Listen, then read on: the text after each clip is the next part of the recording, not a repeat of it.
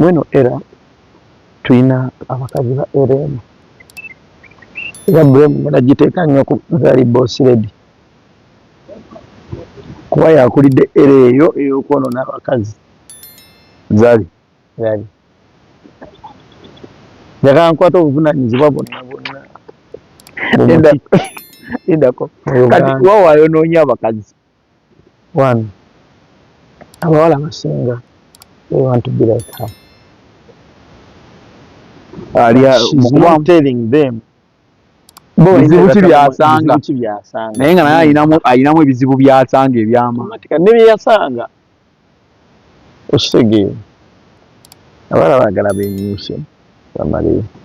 oyinza osanga omuwala ng'ali ku bizigo bya 7,000 pamaaso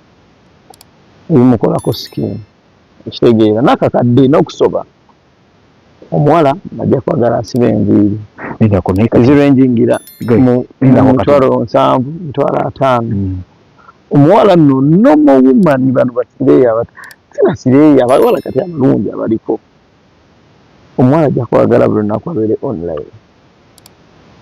lunaku ayinza okuba nga akozesa 1,000 gwa data okitegeera omuwala ajja kwagala agende out bwagenda out tebakyakalira mu mabaala gano aganywaki aganywa buno bubbiya agenda kugamba nonizi atuukeyo akusaba ebbereya ekitono nnyo jepi okitegeera emitwalo 6 otwala omukazi enaku zino nga talinamu kakadde out ogwo kati nno bira bakuyambye nga tazze na mikwano gye kwajja tumya jepi bereya ebyo byonna byonna biteeka ku Zari yabisomesa ati labayo ye abalaga yaleeta picture y'okugamba Boss Lady buli muwala n'atalina wadde essuubi ayagala yeeteeke mu kintu kiri nti Boss Lady nze waliwo ekintu kyenewuunya ku basajja abakulembeze oba abandi they groomed well their daughters osanga omwana wa pulezidenti nga tasiba na nviiri ezo za million byonna bemmanya abaana b'abagagga nga bagagga nnyo naye ng'enviiri asalanza enjala toli musangako ng'agize enjala n'ogamba naye ono wa mugagga naye nga ye mwana w'omugagga kusegeera so ye contributing the new spoiling relationships spoiling baana b'abantu okitegeera because omwana agenda kwagala ateke nkugambye okwata emitwalo aga nogiwa omuwala omugamba kale zino zikuyamba agala nviiri genda kale okoleeko n'ebirala nagenda nasiba enviiri zaaga nakola enjala za 10 okitegeera n'alinyako uba agamba ziweddewo uba ogenda n'okudda okitegeera natumyako javaala kati gwolwo ezizo zaweddewo ate waliwo omulala akoze eki in reality nga muwerako teri usire kwini asobola kuwangala mu bulamu obwo nga tebawerako abasajja bonna nga bakozesa kaabe musajja omutakisobola teri omugagga asobola kuwa miliyoni mu buli lunaku niyo gisipendingi buli munaku 100 akwada obukadde 100 taliyo so ate ng'omuwala aba yeetaaga ssente bwe zityo so ajja kwetaaga bw'oba omugulidde akamotoka ajja kwetaaga amafuta g'emmotoka ajja kwetaaga service okitegeera ajja kwetaaga okugendako out n'emikwano gye out y'abawala nebbeeyi ajja kwetaaga okugendako mu bufo balyamu emmere ewakabi okitegeera tagenzeeko wano eno kulya ku gawuco ngenzeeko kagawuco kulya ku nnyama yaawo bamuwebbye bya 13,000 okitegeera so at the end of the day you're going to find that you cannot manage okitegeera obulamu nga tobusobola nga abawala tebasoboka era most of the girls abali beautiful beetonda Nigeria era ogenda giwulira kati Nigeria bakolayo ki omuwala agenda ng'omusanga ng'ali Dubai ng'ali mu first hotel 5-star hotel kati ali sebakirinze ageze Maldives kulya ku bulamu naye atalina musajja gwa posting oba talina musajja gwalaga nti wuno bebe wange weebale business ano bali Thailand oli kuki naye wano nga obulamu abukyusa biki nga ekigendererwa ekyo ng'alaba abasali balina engeri gye batambuzamu obulamu ye naye bw'ayagala abeere ayagala kubeera ku nyonyi first class ayagala okitegeera so that is spoiling n'ababalaba kati omuntu wamulaba ku internet baba bamutya agamba abannaye nina okubeerako ng'ono muwala munne naye ngaekirowoozo akikyusa naye ng'atandika kupanga Kampala and the good thing tebakyalina nti they have blockers oli amugira mu inbox bloka gye bali bo omulimu gwabwe kunoonya bawala bato balungi funa we babatunda. How are you? There is a man who wants to say he has 2 million 1 M for a night. Ate abasajja nabo bateekamu omusajja amanya nti ekikazi kyetunda kirungi nakiwaayo akakadde yakyeyambuliramu bakijja akola nga yagenda kati oyo gwalidde tamuddamu ate enkeera afuna mulala because omukazi wabeera mulungi atya kasita omugula obulungi bwe bufa kubanga you feel like onyite awula kamenya ekibuuzo kyoyina ekibuuzo gwe obufumbo bukyasoboka sizoni abaana ebintu bye baagala bingi nnyo okusinga ku nfuna yaabwe ng'omwana akeera ku makya ng'akola omulimu nga gumuwa $5,000 naye nga life gy'abeeramu eri waffe $3,000,000 ng'omulimu kye gusobola okukola ogugwe ne transport tabwe gumala omwezi nakolaga ku mulimu agendera mu Uber addira mu Uber okitegeera naye nga bamuwaaga bw'ogattagatta ewaka w'abeera ogattagatta apartment gy'asulamu gyaka mu kitundu buli mwezi ali najjeera buli mwezi naye ng'afuna $5,000 abeera out ayambala bulungi ennaku zino bavuga zikawondo moroka avuga moroka nnungi life egyali problem ya life emanyi okubakwatamu etya abaana abo bazaala bamala ne batuuka ne bakivaako ekyokola ki kati obulamu obwo batambuliramu kubanga waliwo time wetulanga olina osettlinga obulamu akabutandika obubeeramu kitegeera it's not for a long time gye babubaddemu kati after effects zaabwo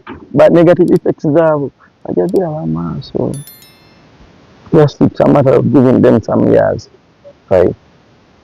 koza atuuka nga buli omu yamukozesa ng'awezezza emyaka 35 anoonya wasettlinga talabawo okiddira mu kyazali kati ng'alina kuwasa buwasa ye nga alina okunoonya yakaleero yefuna laaka nti bbaawe yali musajja mugagga okitegeera kuba kati akalenzi akato togenda paasa ng'oli mwangu kubanga sente ez'abantu ze bakola bazimalira mu expense omwana yetunda akakadde naye ng'asibyeko enviiri za $8,000 okitegeera ng'asibyeko enviiri za $8,000 ayambaddeko engoye za $3,000 egwe tubeera mu Kampala nga ebintu tubaawo bitegeera eno gye bayita better version of Kampala eyo gyonyumyako naye waliwo percentage egirimu eyo abaana nga gye balimu nkugambye abawala abalungi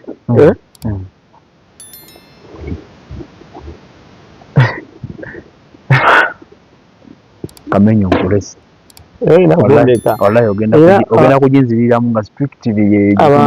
abantu beegomba abakazi ogiyise better version of Kampala wallahi bwenjo giyita abantu addeeyo nebeegomba ekiwala okirabye booti kifaananyi booti ana kino ekiwala nga kirungi naye nga photoshoot yokka okufaanana ekifaananyi kiraba bwotyo kirimu akakadde yagenze nakola photoshoot bw'okiraba nga we kiri awo ekityo walimu akakadde naye nga talina mulimu ofuna omwana abeera atya mu apartment ennungi nga takola Victor alina musajja takola ali mu apartment ng'ono. olina management olaba better version of Kampala ogenda kugibuuliranga abantu buli wiiki nja gibawa wallahi waliwo ebintu bitandise okwogera nga ntera obiwulira naye nga mutuufu waliwo abamu bannyinaffe betwetaaza obbuusa nti that's not the way how to go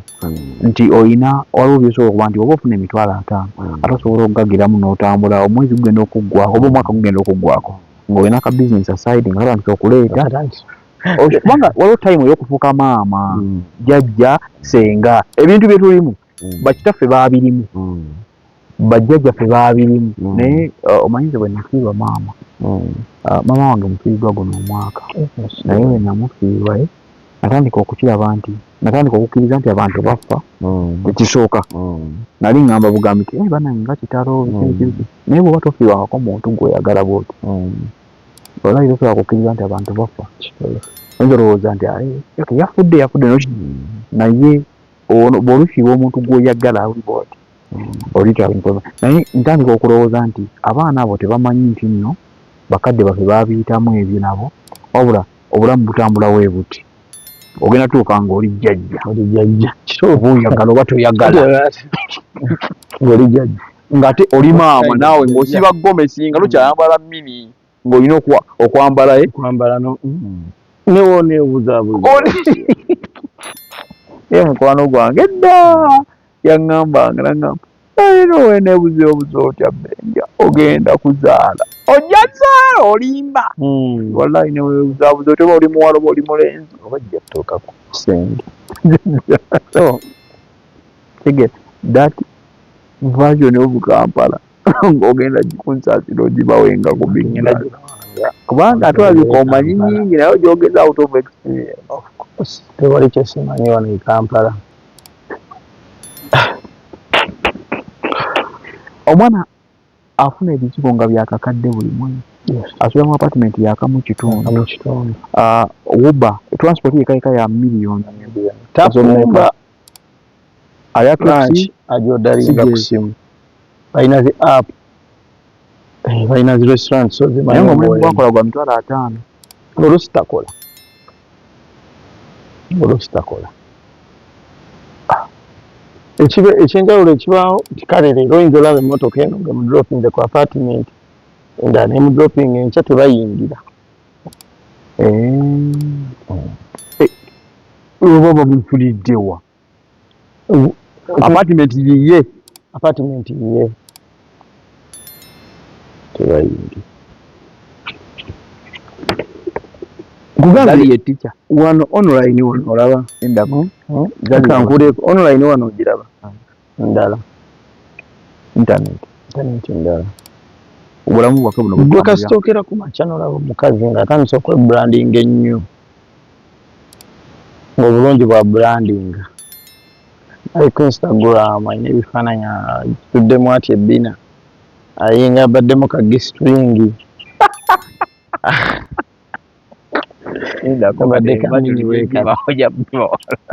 okitegeere akola atya kati omulaba otya ku Instagram ebifaananyi biri neat bwe biti ali organized ayiguddemu ati ku bbina ng'omanyi oyo kati kiwedde gali balina ne app nyingi nnyo wakiri bakuyigira ku app z'aba escorts abali escorts omanyi kyekitegeeza escort like abaana beetunda na better version kati wali bamala prostitute but bano they're called escort kati gwe olulimi waluyigirawo nkugambye ndi mu Kampala sebonaffe tuli mu Kampala mwe muli mu ndala so gwe oli mu better version of Kampala ejjudde amasanyu n'okweyagala otuuka ku security parties z'abaana ze babeera nazo mu bifo ebyebbeeyi olaba abaana abaliyo ziba za invitation bakuwa invitation wano ku ssimu bagamba tugenda kwera ne party bweti no confirming nti yes nda kujja ng'osasula kwolwo olunaku lwe bakuweereza location that day nagamba ku Friday you're going to send you the location ku ssaawa zennyini bakuweereza misana you prepare yourself ko okimanyi gena ovuga moroka n'ogenda otuuka eyo ya Allah fana inshallah ojja kuntwalayokko nga bali bati abamalirayo ddala bati kati neetaaga okuzuula ate ngenda kwesibako kamenyu abamalirayo ddala bati nga bakolayo ki bali mu better version of Kampala ate bambadde gwe omuzadde eyeetaze essomero erigenda okukubangulira omwana wo nga muyeeya mukozi ate ayite ne first grade katukwanjulire Shehan Standard Day and Boarding Primary School abagenda okuteeka ebyensoma by'omwana wo ku mutendera ogusingira ddala empisa eddiini ebyemizannyo n'obuyiiya bwonna tubikulembereza ddala ng'ate ebyokulya n'ebyensula bya mulembe ddala tulina n'entambula eri abayizi abaviira ewala gwe ate omuzadde eyandiyagadde omwana wo okuyita ne first grade totunula obulala wonna okwewandiisa kugendera ddala maaso okuva ku nassale paka ku kibiina ekyomusanvu day ne boarding ng'ate n'ebisale birungi ate bisobokera ddala jjukira nti requirements zonna omwana wo azisanga ku ssomero tusangibwa Lubaga mu Bulwa zone okuliraana 24/7 motel gwe ayagala okumanya ebisingawo tukubire ku noti 773 73 359 ne noti 757 noti 6 26 96 Shehan Standard Primary School. We invest in education. Wulira obuwoomi munnayuganda kankwanjulire Pizza Origin bano nga be bakafulu abakozi ba pizza eri ku kyaddala anti mwatu kyekituyisa Pizza Origin. Funa pizza erimu ebirungo by'otajja kusanga walala. Olina birthday party, baby shower, graduation party, wedding meetings oba oyagala kusanyusa abafamire yo weyunire Pizza Origin tusangibwa ku Jinja Road Plot 10 opposite Nema House. Mwana wattu tukola ne delivery ate mu kaseera katono ddala. Yitiraho kati oba tukubireko tuli ku noti 7 noti 8 7 8 5 ne noti 7 6 7 Pizza Origin tulya kyaddala. Munnayuganda kankwanjulire bannaffe aba Sununit Beddings abagenda okuleeta akamwenyumwenyu ku matama. Sununit Beddings balina eby'omu kisenge ebikirabisa obulungi wamma n'omugenyi n'atakyaluka. Balina amasuuka, bed covers, pillows, towels, mosquito nets, carpets n'ebirala bingi eby'omu kisenge. Teweerabira tukola ne delivery package yo ekutuukako wooli ate mu budde. Sununit Beddings tuli opposite ku B Energy petrol station ku Hilltop Plaza Kagoma Bombo Road. Okumanya ebisingawo tukubireko tuli ku noti 7 noti 2 6 7 9 Sununit Beddings face sanyu mu makaago.